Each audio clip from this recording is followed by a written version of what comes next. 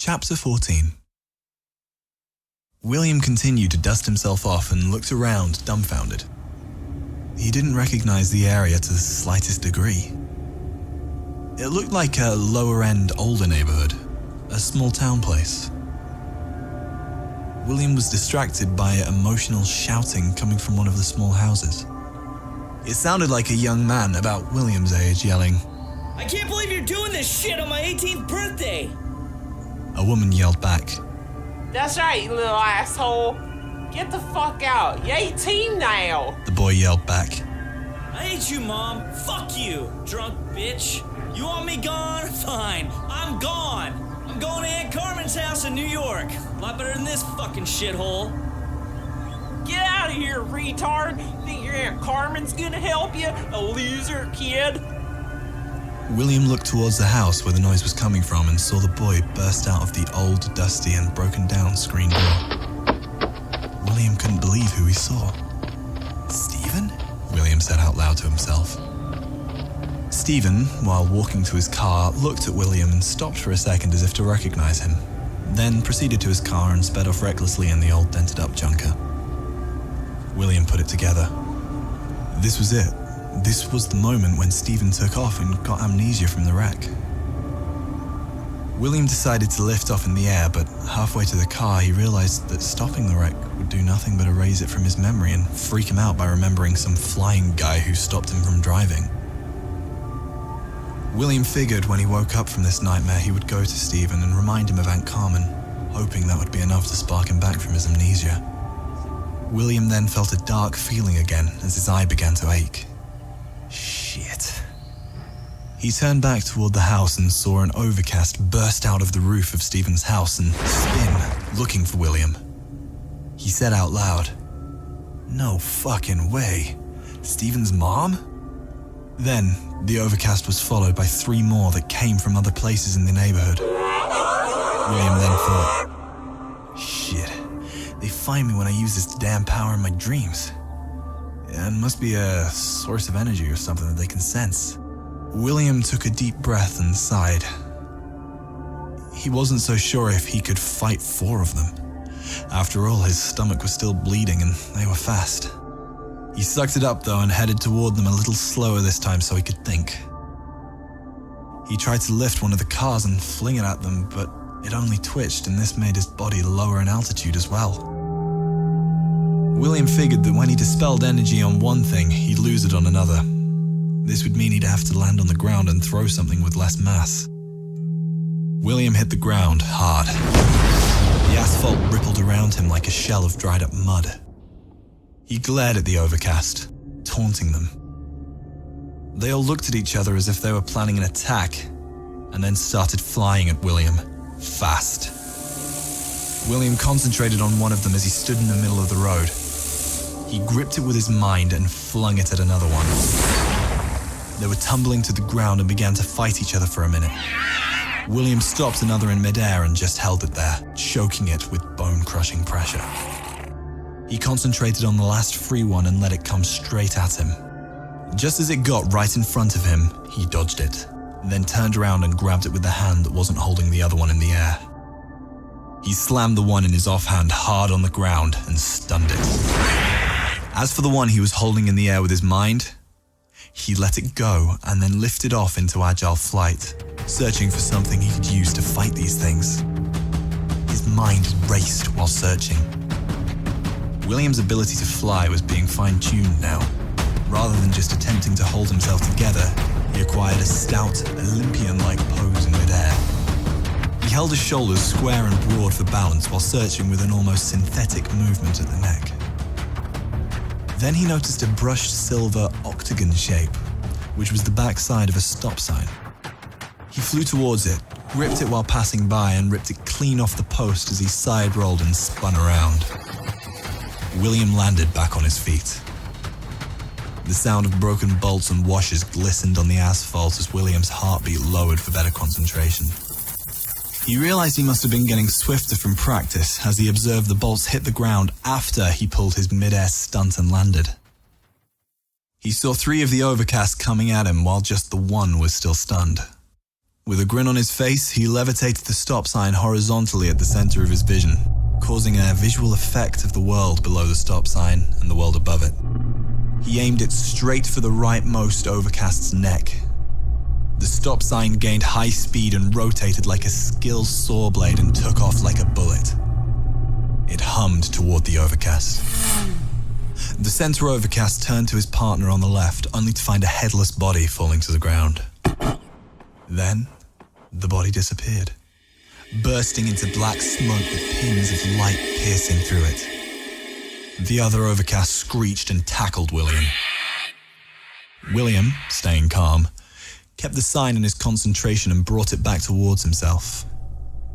Just as the Overcast raised a claw to strike William's neck, a loud buzzing flew by and caught his attention.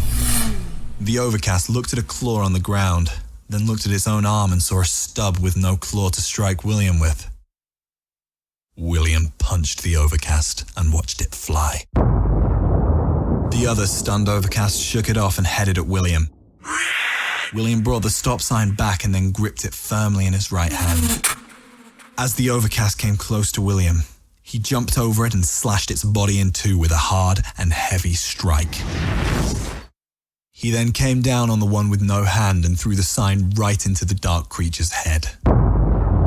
William landed next to the corpse and breathed for a second. He smiled as the smoke ceased to pour from the sockets as the Overcast's body began to disappear while the bold word, "Stop," lay vertically, dead center in the head. The last Overcast flew away. William didn't know if it retreated from fear or to get more, but the fight was over for now. William woke up in his bed and saw bleeding in his stomach and calmly called for a nurse. He didn't want negative attention from the doctors this time. He also figured he'd keep his dreaming to himself from now on as well. About 30 horrible-looking patients were all in neat rows upstairs as Dr. Huffman helped insert the sedation IV into the last of the patients. He then stood up and viewed the demented patients. All of them were breathing horribly wrong and drooling on themselves. Dr. Huffman tried to shake the image and then proceeded to walk out. He told one of the guards, "Don't take any chances with any of them. All right, son?" The guard nervously responded as calm as he could. "All right, sir." "Are you sure they won't?" Dr. Huffman calmed him down by saying, "Nothing's gonna happen, son. They're heavily sedated. Make sure your men rotate frequently, all right? We don't need any slip-ups due to simple fatigue. Am I clear?" The guard nodded and Dr. Huffman patted him on the back and then walked out of the flickered lighting room. The guards looked at each other. One just shrugged his shoulders and laughed. They went back to watching the empty patients with blackening eyes. All while Dr. Young wrapped up his talk with David and said, "All right, David.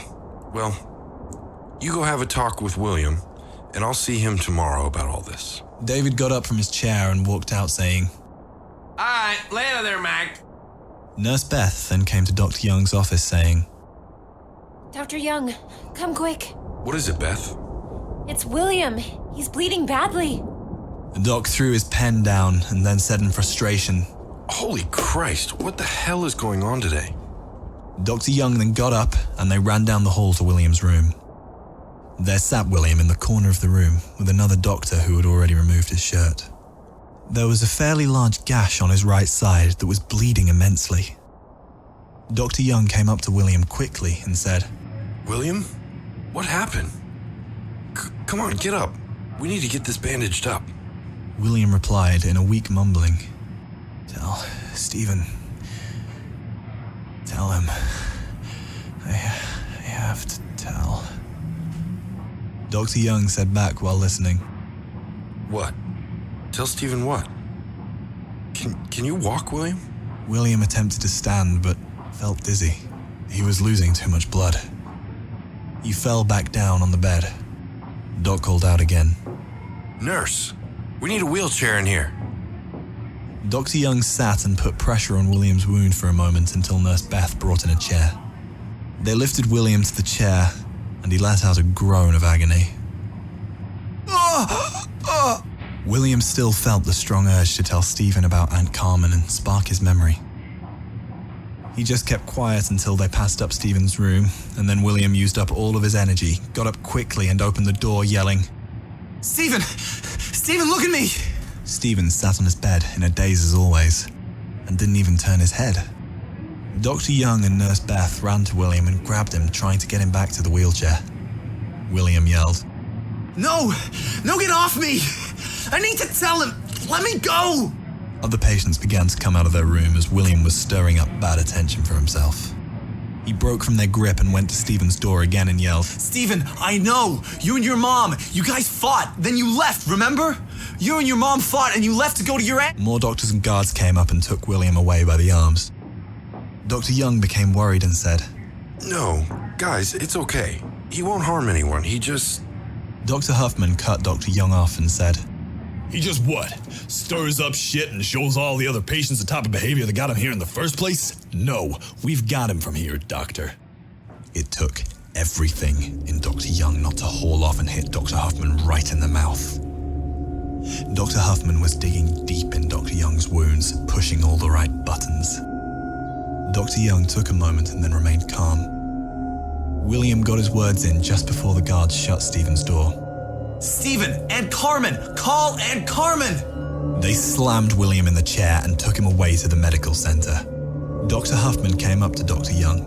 He was taller and had brown-gray hair that was combed over a bald spot, and with his deeper voice said, We need to talk with the others about you letting your patients get like this. This isn't the 70s, for God's sake. We shouldn't be having episodes come from our patients like this. I don't know what got into him. He was fine until he started complaining about his dreams. He's just taking them a little too seriously, that's all. He needs to understand that they don't mean anything.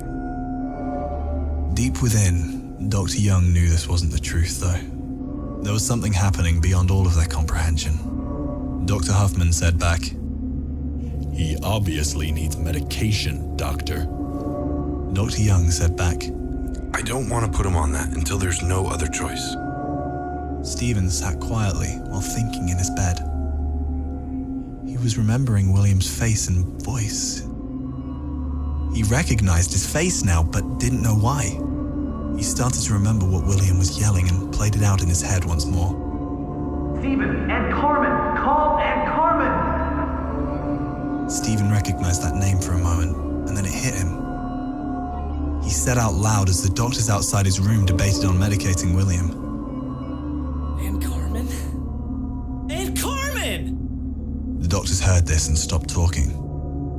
They looked at each other in silence as if to say, "What now?" And then ran into Stephen's room. Dr. Huffman asked, What's wrong, son? You all right? Stephen had a serious look about his face and said in a calm voice, Can I use the phone, please? I want to get out of here. Now. The doctors were stunned at the fact that he was no longer afraid. Dr. Young asked, Stephen? Do you remember who you are and what happened to you? Stephen thought as the memories flooded in. Yeah, I do. My name's, Stephen Grant. I was fighting with my mom. I had enough of her bullshit, so I took off in my car to go stay with my Aunt Carmen. She always got along with me. I figured since I turned 18 that day that I could just leave that shit behind.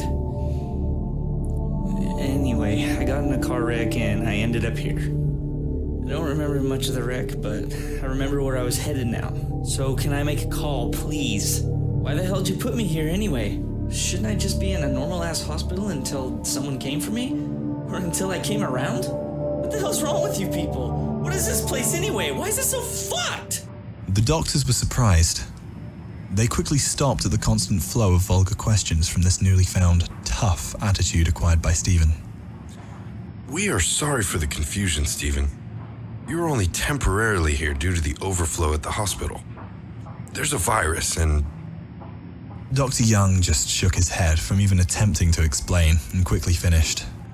Look, son, you're lucky that Dr. Jacobs had the heart not to let you linger in that festering hospital. He sent you here for some more peace. I told him I'd be glad to look out for you for a short while. Dr. Huffman then asked Dr. Young in the confusion, Wait, I thought we couldn't find that kid's family anywhere.